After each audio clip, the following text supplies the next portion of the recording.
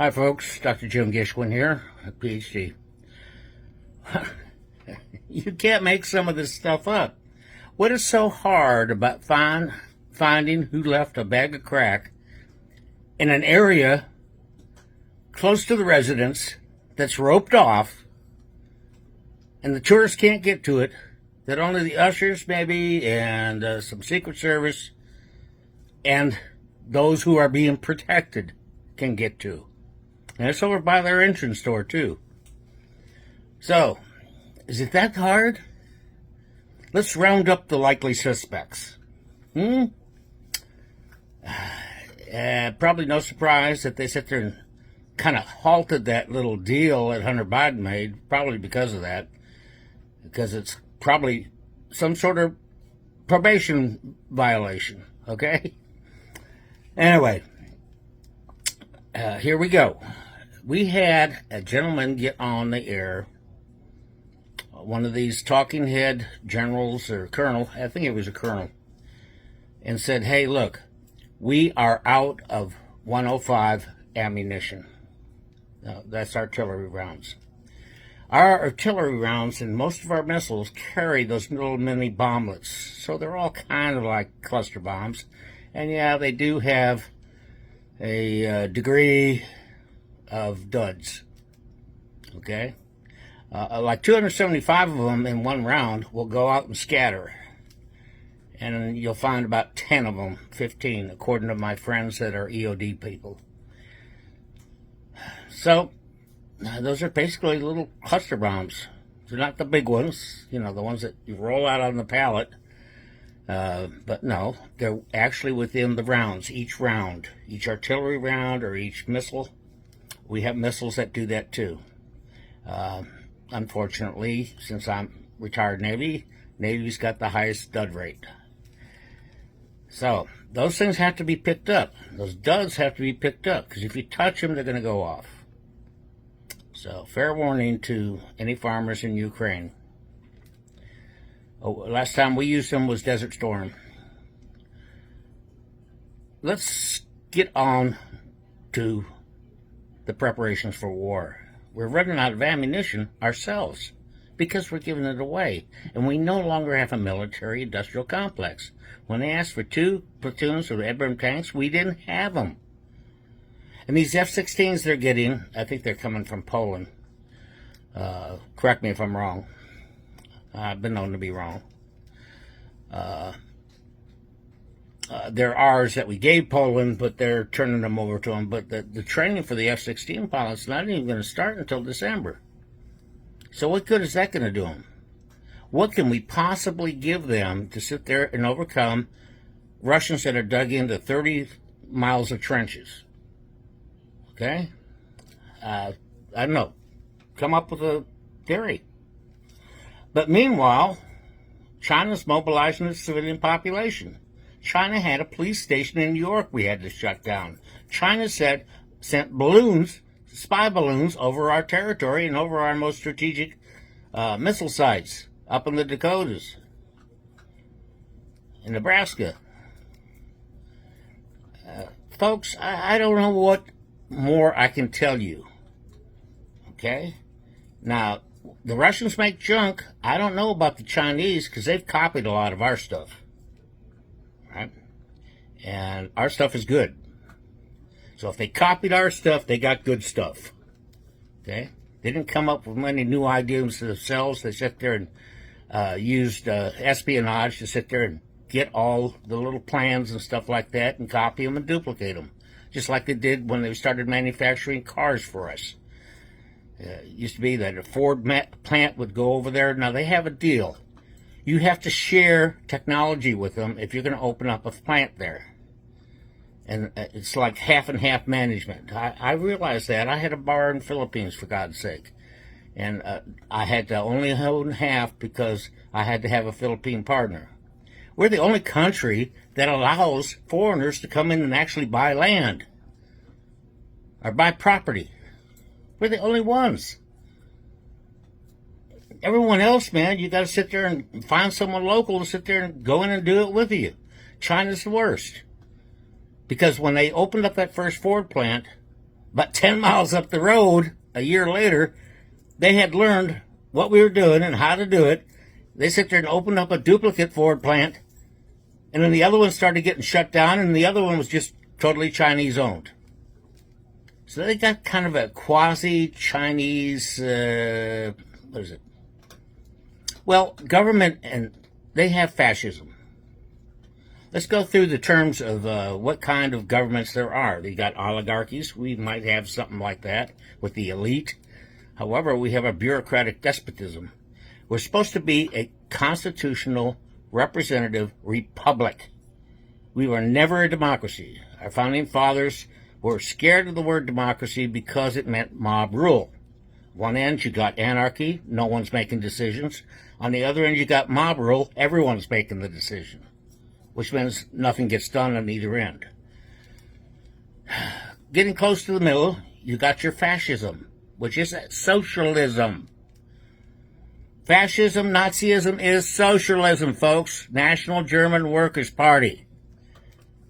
Remember that. And that's what we're getting to here. We're getting to fascism.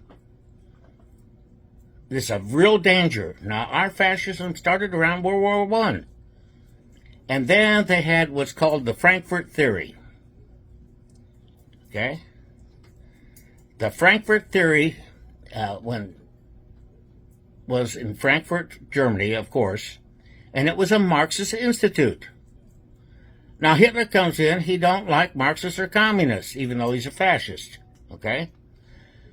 And they sat there and escaped, and they came and made up their home at the Teachers College up in Columbia. That's where it all started. That's where your critical race theory, your legal, critical legal theory all started and stemmed from. Okay? You got to remember also back in the 20s and 30s when everyone's in awe about the communism in Russia, all these academics saying, oh, they're going to have a utopia. This is going to work. Oh, let's watch what happens. They ignored the fact that Stalin killed millions. Okay? In a totalitarian government like we're getting to be, your life is in danger if you don't go along. Pray to God. Okay? This may be what was foretold in a lot of the prophecies. This may be what Nostradamus sit there and warned us about. Empires and great countries only lasted about 200 to 300 years. We're getting close to the tail end. We got to refresh our constitutional values. Now, when Marxism goes in, what do they got to do? They got to sit there and destroy your confidence in institutions, because they sat there and said, okay, why didn't the proletariat and all these other countries rise up and revolt? It's because they were satisfied with the institutions of their government that they were living under. Okay? And they were satisfied with the cultural comfort. In other words, they were satisfied with their way of life. Okay? In America, there's a large middle class. Communism, Marxism cannot exist with a large middle class. And that's why, from Obama on, they've been trying to destroy the black middle class, primarily, because they needed them to be oppressed. Because that's where critical legal theory came in. Critical legal theory said the law is supposed to support those among us that are weakest. Okay? And then you had critical race theory coming right out of it in the early 50s. And that's from all our teachers' colleges. You can sit there and watch the graduation of some of these medical schools and everything else, and they will sit there and it will sound just like I warned you it would sound. Take care of only the weak and feeble, because those are the oppressed.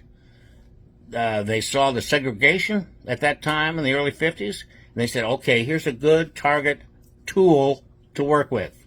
CRT was a tool. Always has been. It's Marxism shaded, covered and disguised. These people do not like you. They are only after power, maintaining power. Right? When the communists worldwide communist conventions sat there and said, why didn't these people revolt? They sat there and said, well, we have to go in and we have to destroy their confidence in institutions. What is happening right now? How's your confidence in the IRS, the State Department, the Justice Department, Defense Department now too, since they're teaching all that critical race theory in it, instead of how to kill your enemy? It's happening. It's here. Get real, folks. You are in danger. Your rights are in danger. In fact, in critical race theory, critical Marxism, critical legal theory, the theories all say that the free speech has no place in that.